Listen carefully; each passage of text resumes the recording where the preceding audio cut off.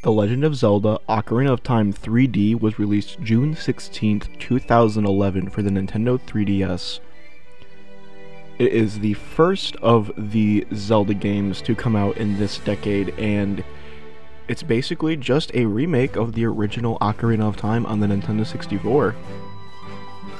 For those of you that have never played this game before, it is about Link traveling through time to save the land of Hyrule from Ganondorf, and a brief summary of what that is. And honestly, this game is a beautiful game. Not only is it Ocarina of Time, which in general is already a good game, but it also fixed a lot of things that the original lacked on. It added good graphic updates. All of the graphics are beautifully updated, and the animations are smoothened out and all that good stuff, and it's just a beautiful take on the game. And if you haven't played it yet, I recommend picking it up because it is a outstanding game.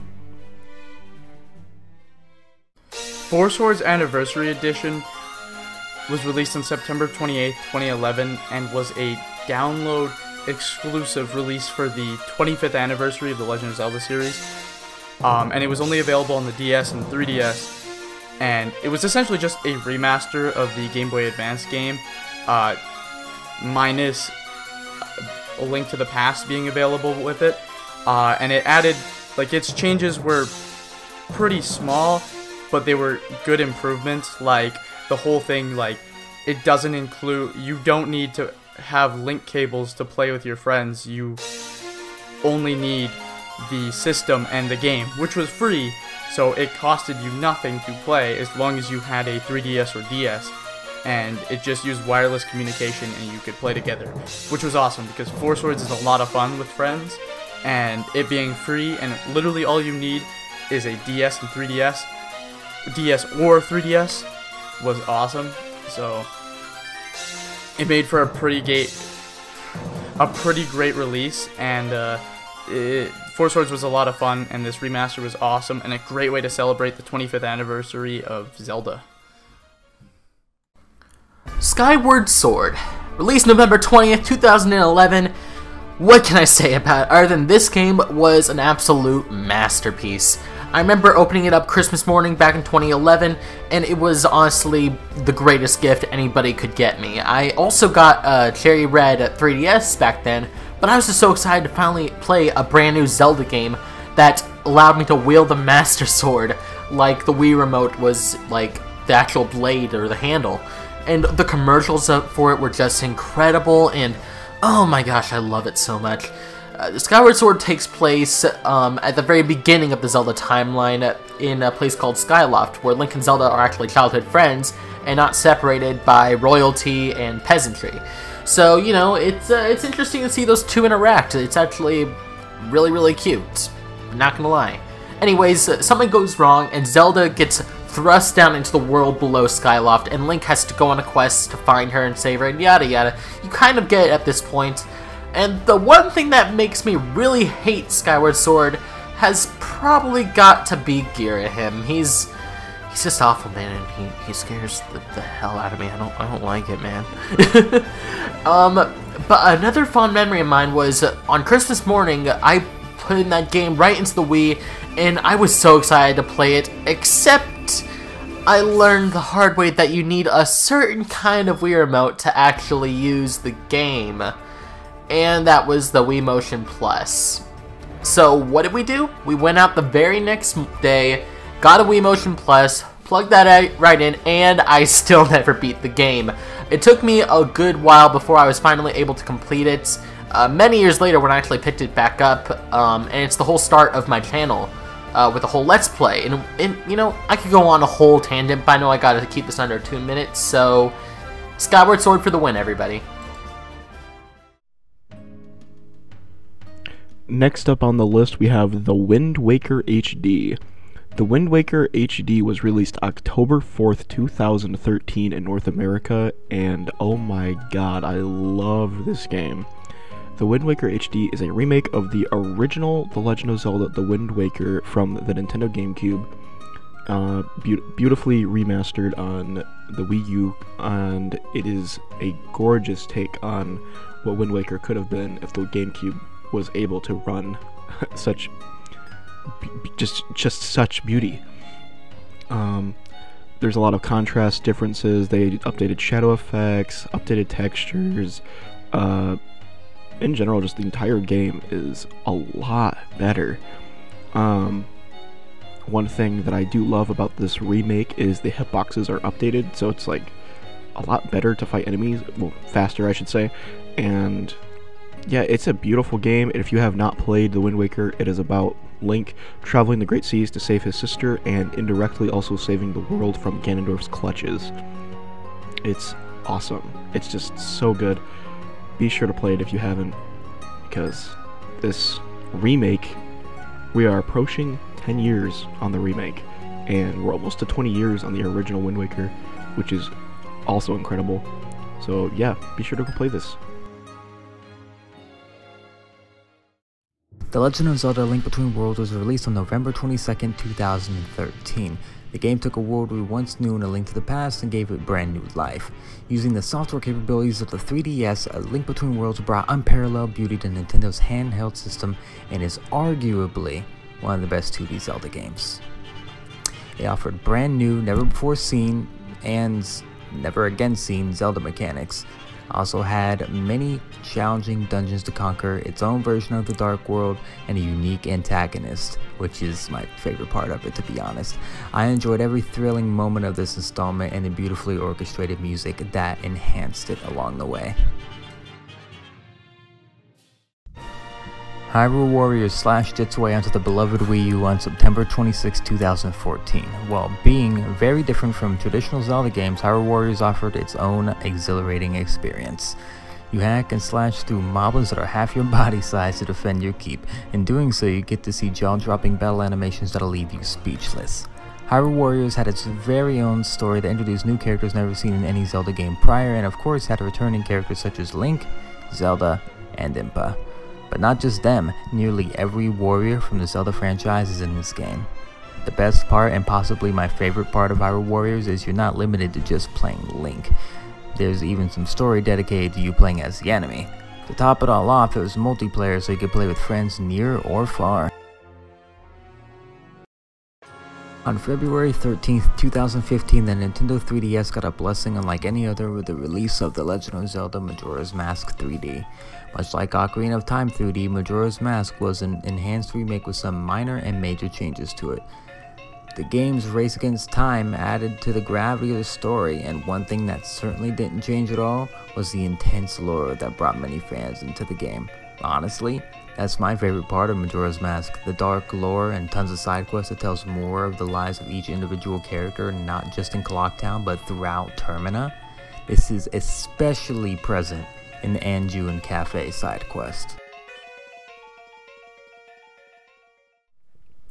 The Legend of Zelda Triforce Heroes was released October 23rd, 2015 in North America on the Nintendo 3DS family of systems. It is very interesting, I should say. The game is about Link visiting the kingdom of Hytopia and using different types of clothing that you create here in this kingdom, using materials you've gathered on your adventures with other heroes. You can use these to your advantage and eventually defeat the evil that is threatening the land of Hytopia. And this game was kind of indifferent for me, just because, well, it's Triforce Heroes. It's a very team-based game, and as far as I'm concerned, Four Swords is better in terms of multiplayer, but I'm not going to get into that because that's a whole can of worms that I don't want to open up. So, if you have other friends that you would like to play this with, I should say, You can get this game at Five Below for $5 because that's how little people have cared for it in recent times. So if you would like to play it sometime, be sure to pick it up. Pick up 3 copies by all means. It's only like $15 US. Do it, and then you can play with your friends, and it's a pretty good game if you want to casually play a Zelda game. Twilight Princess HD released on March 4th, 2016. It was an HD remaster of Twilight Princess, and it ran at a 1080p resolution opposed to the 480p resolution of the GameCube and Wii versions of the game. And so it looked and ran a lot smoother on the Wii U, with frames looking better and, you know, just graphics looking overall better, and everything and all its textures look smooth and refined for the HD version of the Wii U. The game also had some gameplay features changed and also added new features. It added hero mode, which was available right from the start of playing the game. Added amiibo support, where the Wolf Link amiibo added Cave of Shadows, which was an entirely new dungeon for Wolf Link, and also just was a great experience, even for those who hadn't played Twilight Princess before. This was a great way to play it for the first time, and also it was a lot of fun for someone like me who had previously played the game to play it in HD and for it to look a lot nicer than it did on the GameCube and Wii. Hyrule Warriors Legends. What can I say about this game? I actually owned this before I ever owned the original Hyrule Warriors game. Actually, you know what? Now that I think about it, I never did own it. Hyrule Warriors Legends was a very good part of my gaming career when it came to Zelda. I didn't play it a whole ton, mostly because the graphics on the 3DS were extremely downgrade from that of the original game. But with it came a lot of great DLC. We got Yuga, we got Ravio, we got a lot of interesting characters, and a lot of them I kind of wish would have been put into Super Smash Bros. But we sadly never got that. But it was a good way for me to see a lot of my favorite Zelda characters come to life and for them to be playable in a different game. I remember going a lot of different missions, and I enjoyed it for the moments that I played it, but if you want me to be completely honest with you, I haven't played nearly enough of the game to actually talk about it as much as I would, because Hyrule Warriors Definitive Edition was the one that I really played the most when it came to the Nintendo Switch, because come on, man, it came with the Breath of the Wild Link skin, and that was just amazing. But it's not my job to talk about that, so back to Hyrule Warriors Legends. There's really not a lot for me to say. I enjoyed it. It's a good game. It's alright, I guess. Don't judge me.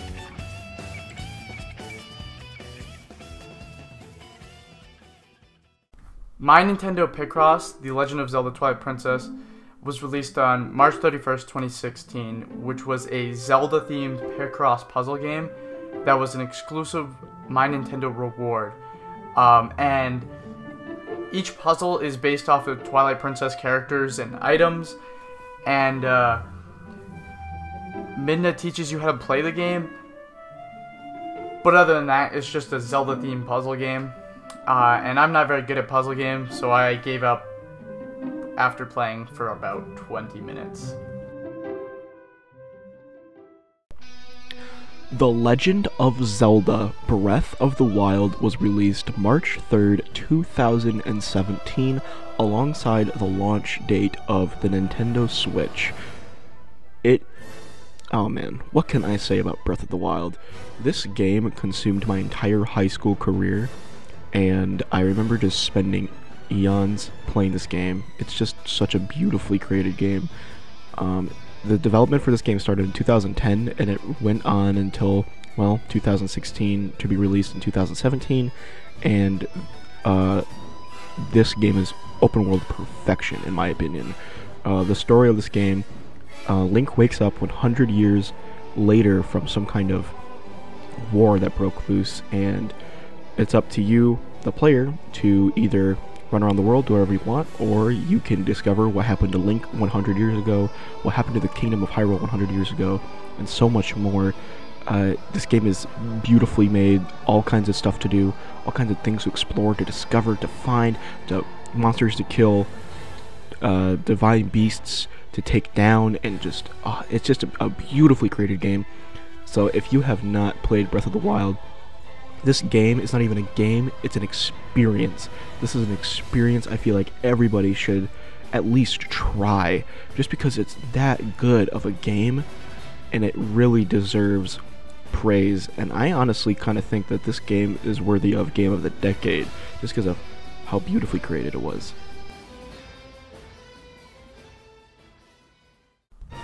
Hyrule Warriors Definitive Edition, released May 18, 2018. The game includes all the modes, story, and content that are in Hyrule Warriors and Hyrule Warriors Legends, and the gameplay is also identical. The only new addition is the Breath of the Wild Link and Zelda costumes. Other than that, it is the exact game as the other two. The Legend of Zelda, Crypt of the Necrodancer, Cadence of Hyrule. I don't know the whole title, but Cadence of Hyrule, everybody. What a game. If you guys recall, I actually did a full stream completing the entire game not too long ago. It's a relatively short game, relatively easy, I guess, but nonetheless, it's really fun. If you guys don't own this game, what are you doing with your life? Pick it up. If you're still craving some Zelda after playing Link's Awakening, this is the game for you. If you played the original Crypt of the Necrodancer game, this is a better version of that. I didn't play the original, so I can't really say that completely, honestly, wholeheartedly, but it's Zelda mixed with like an indie game. It's an indie developed Zelda game, and it's beautiful. The beats, the music, that is the best thing about this, hands down. The music is just remixed versions of past songs, and they all sound amazing and brought to life by an amazing composer. I can't remember his name at the time, but if you guys don't get the game, at least listen to this soundtrack, because it is just incredible. Absolutely breathtaking. It's very breathtaking. And, anyways, the story synopsis. It's about Cadence from Crypt of the Necrodancer. She summons Link and Zelda into her world to stop the evil Octavo. But before they do that, they have to conquer 4 different monsters who possess different instruments. These instruments are used to defeat Octavo and seal him away. And you know, now that I'm thinking about this, there's some free DLC out there for if you beat Cadence of Hyrule. So if you really get this game, you're going to get some extra content, hopefully more in the future. I need to go and try this out. It's all about Octavo.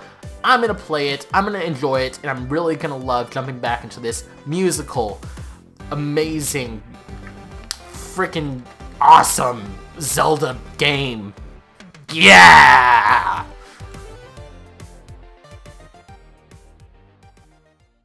Just a few short months ago, on September 20th, 2019, Link's Awakening HD dropped for the Nintendo Switch. This is a much-needed, well-deserved remake of the original Link's Awakening for the Game Boy. It has everything we love about Zelda, from the beautiful land with limitless exploration, the dungeons, side quests, and a touching story. There was even a special ending if you didn't die in your playthrough. The difference in the ending may have been small, but it certainly hit hard.